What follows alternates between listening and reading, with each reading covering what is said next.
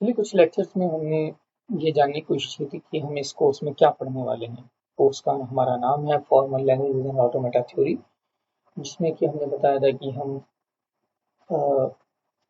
जो ऑटोमेटा है, मशीन्स हैं, उनके बारे में जानने की कोशिश करेंगे। स्पेशली जो गणना करती हैं, कंप्यूटेशन करती हैं, ऐसी मशीन्स के बारे में हम जानने की कोशिश करेंगे।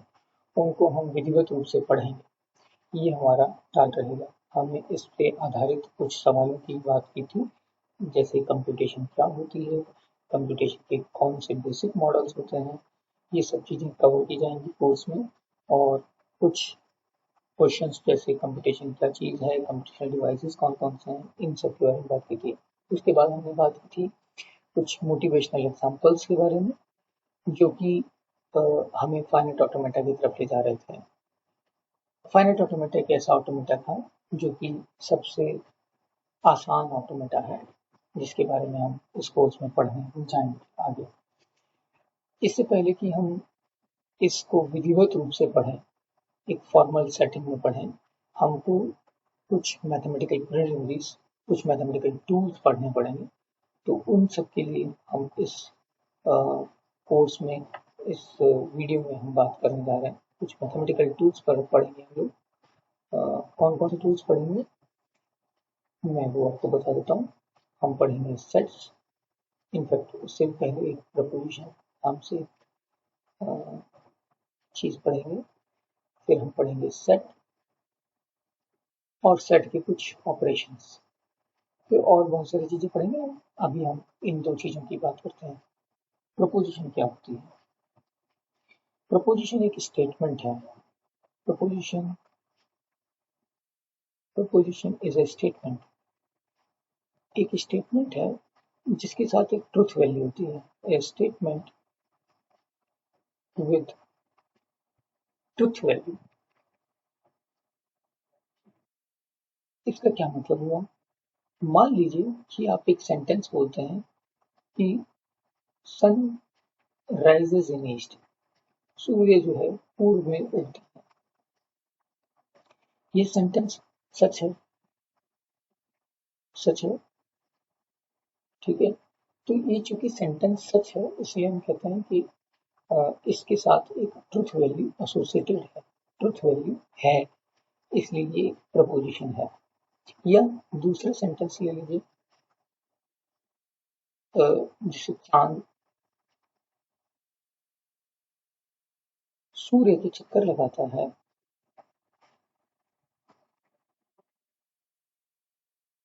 चक्कर लगाता है।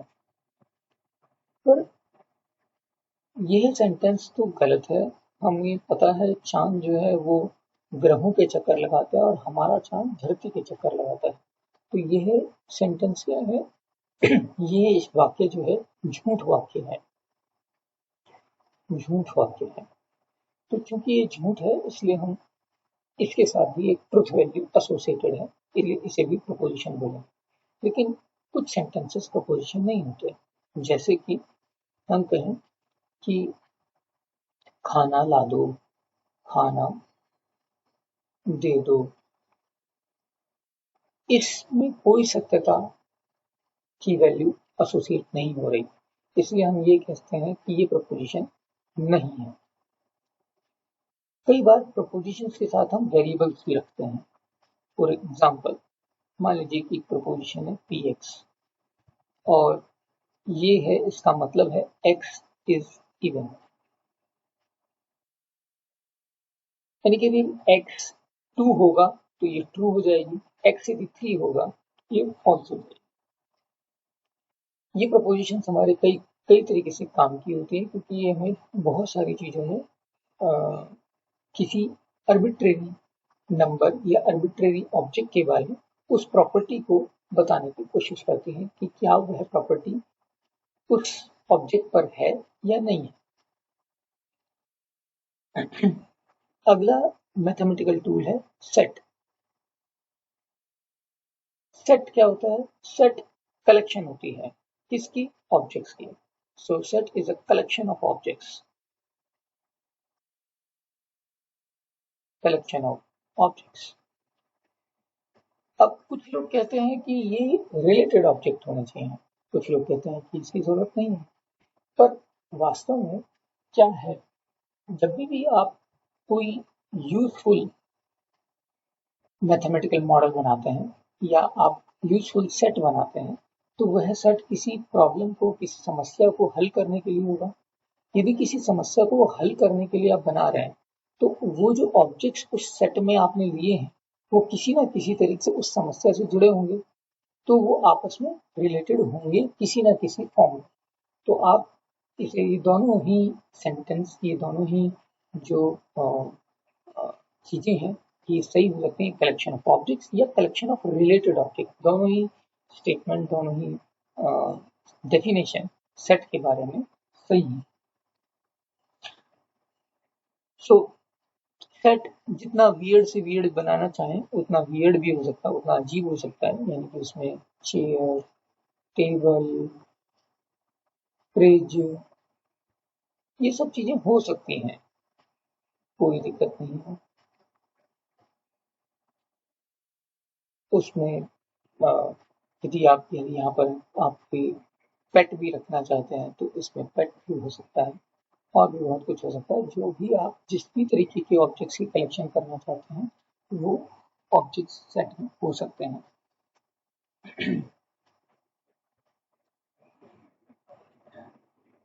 आमतौर पर हम ये इस सेट की जो फॉर्म है, इसको बोलते हैं लिस्ट फॉर्म। लिस्ट फॉर्म ऐसा क्यों? क्योंकि हमने एक एक सभी आइटम्स की एक लिस्ट बना करके यहाँ पर रख दी है। एक दूसरा तरीका हो सकता है सेट ए को लिखने का। वह कैसे? हम ये लिख सकते हैं कि एक्स, कोई एक्स है, कोई ऑब्जेक्ट होगा, लेकिन वो ऑब्जेक्ट कैसा होगा? वो इस प्रॉपर्टी को फॉलो करेगा। दैट इज, कोई प्रॉपर्टी क्या हो सकती है कि एक्स जो है, x is a item, is an item used in a particular house, used in a particular house।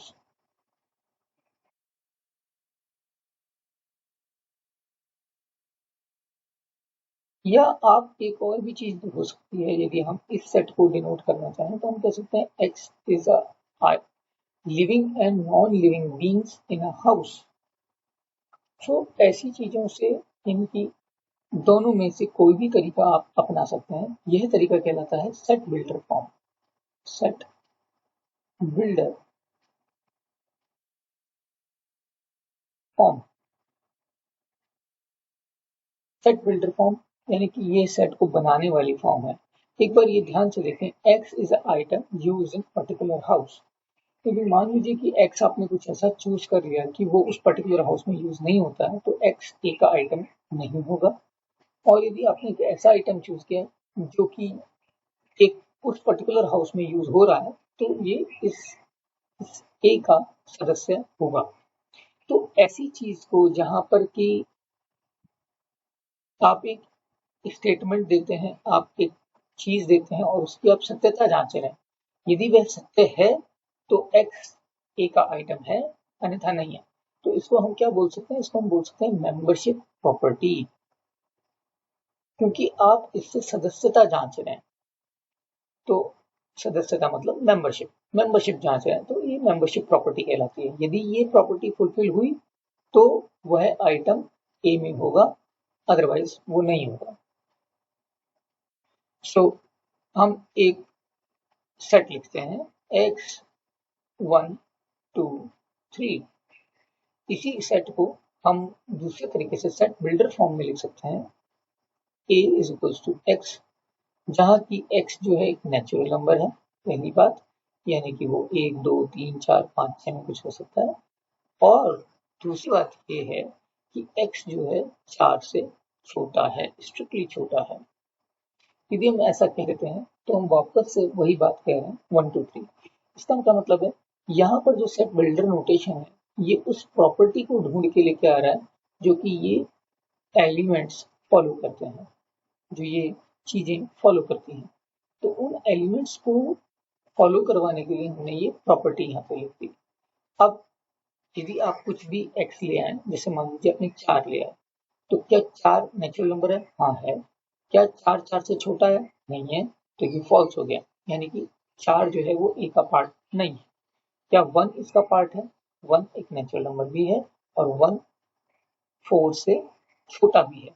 तो दोनों ही चीजें ट्रू हो गई, इसलिए combined statement, combined membership property true हो गई, और ट्रू होते ही वह ए का पार्ट बन जाएगा।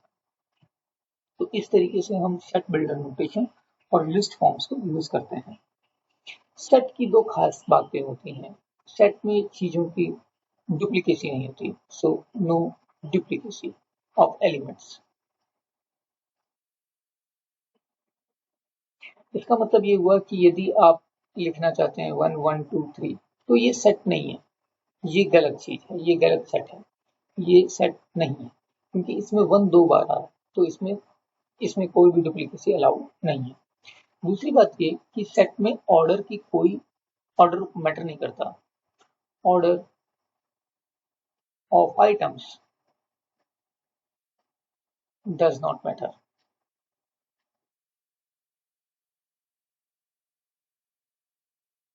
यानी कि इसका मतलब ये हुआ कि यदि आप 1 2 3 सेट लिख रहे हैं या 3 2 1 सेट लिख रहे हैं, दोनों एक बराबर हैं, दोनों सेम ही सेट हैं।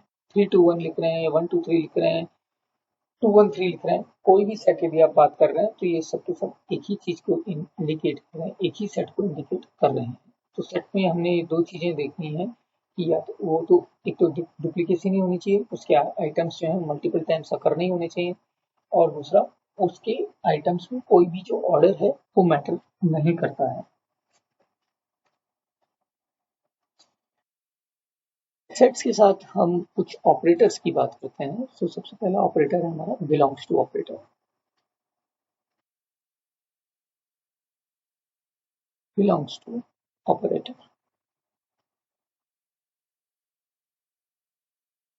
बिलोंग्स टू ऑपरेटर हम लिखते हैं इस तरीके से।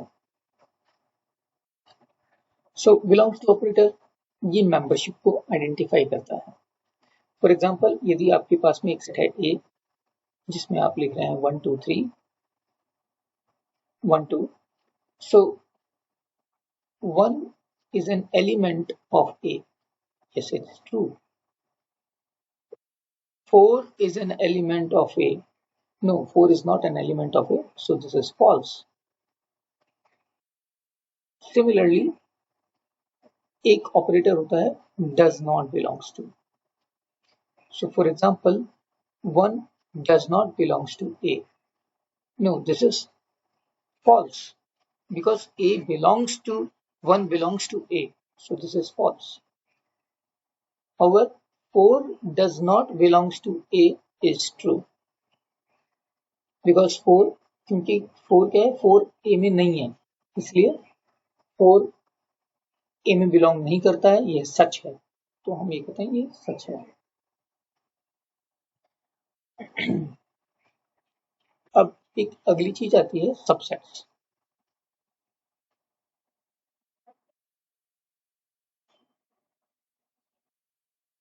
सबसेट्स सबसेट्स हम ए एक सेट है, मान लीजिए उसमें है 1 2, बी एक दूसरा सेट है, मान लीजिए इसमें है 1 2 3।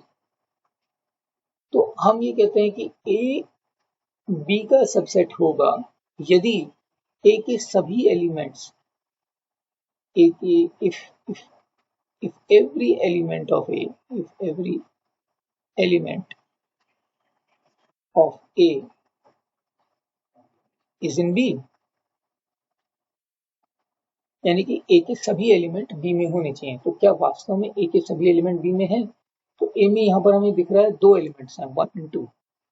सो यदि ए में 1 है, बी में भी 1 है, सो 1 इज इन ए में 1 जो है ए में है, और हमने देखा कि बी में भी 1 है, बी में भी, 2 ए में है, 2 बी में भी है। तो ए के सभी एलिमेंट्स बी में मौजूद हैं, इसलिए हम कहेंगे A is a subset of B.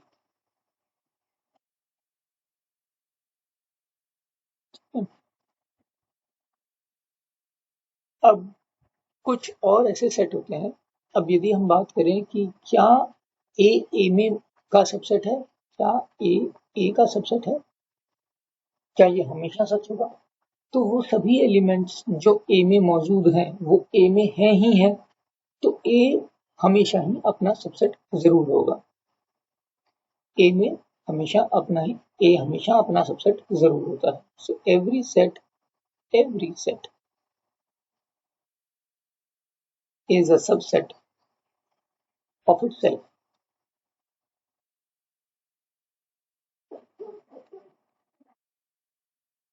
It's always true, ये हमेशा सच होगा। हमेशा सेट जो है वो अपना ही सबसेट अवश्य होता है। एक कुछ स्टैंडर्ड सेट्स की हम बात करते हैं। हम देख सकते हैं कि कौन कौन से सेट्स हमारे को हम जानते हैं। एक सेट आता है, ये है स्टैंडर्ड सेट्स।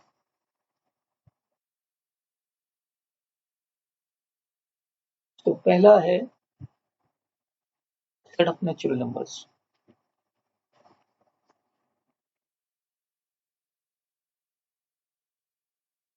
नंबर्स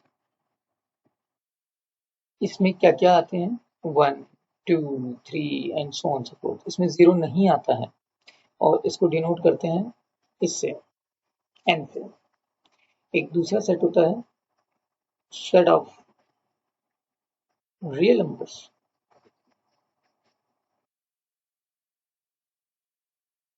जिसमें कि सभी रियल नंबर्स होते हैं और इसको डिनोट किया जाता है आर से।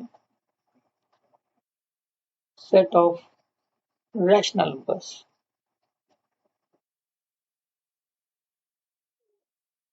इनफैक्ट हमने दो सेट छोड़ दिए हैं, हम उन दोनों सेट्स के बारे में बात कर लेते हैं। सबसे पहले हम सेट की बात करते हैं होल नंबर्स की। होल नंबर्स, होल नंबर्स में क्या होता है? नेचुरल नंबर्स में एक यदि जीरो डाल दिया जाए तो होल नंबर्स बन जाते हैं। तो 0, 1, 2, 3 and so on so fourth. ये सेट डिनोट किया जाता है डब्ल्यू से। एक और सेट होता है set of integers.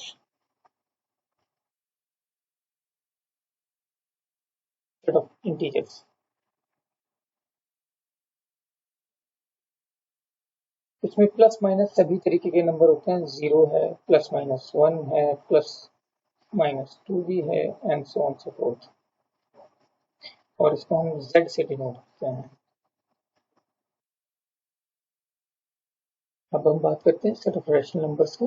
Set of rational numbers, rational numbers,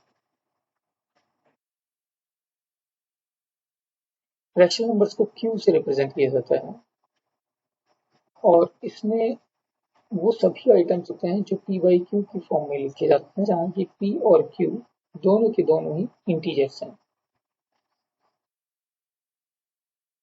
वो सभी रैशनल नंबर्स कहलाते हैं। इस तरीके से हम कई सेट्स जानते हैं जो हम यूज करते हैं डेली।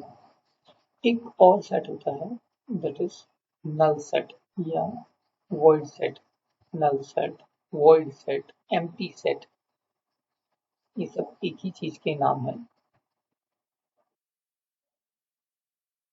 इसमें कोई भी आइटम नहीं होता, यानी कि ये इसमें कुछ भी नहीं होता, कोई एलिमेंट नहीं मौजूद है, इसे हम नल सेट बोलते हैं। अगली वीडियो में हम बात करेंगे कुछ और ऑपरेशंस की जो सेट के ऊपर हो सकते हैं, जैसे कि यूनियन, इंटरसेक्शन, कॉम्प्लीमेंट, एक्सेट्रा। धन्यवाद।